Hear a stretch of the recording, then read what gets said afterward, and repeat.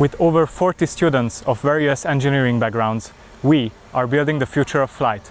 Welcome to Aero Team Eindhoven.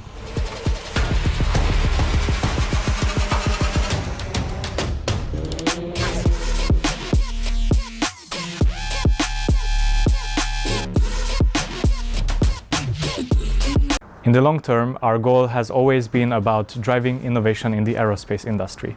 For the past 3 years, our main project has been the in-air battery swap system. Currently, electric flight is held back by the energy density of batteries. We at Aero aim to solve that by changing the battery in forward flight fully autonomously. So yeah, basically area refueling for drones. As a proof of concept this year, we're doing the whole operation on a car. We aim to do this by integrating our battery swap system into both the drone body and into the docking station that's gonna be on top of our trusty company car.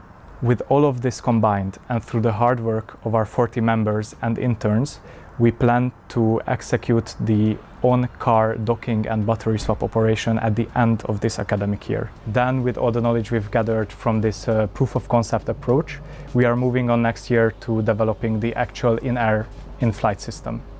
We strive to learn and to train great engineers and to create a community of aerospace experts in the Brainport region.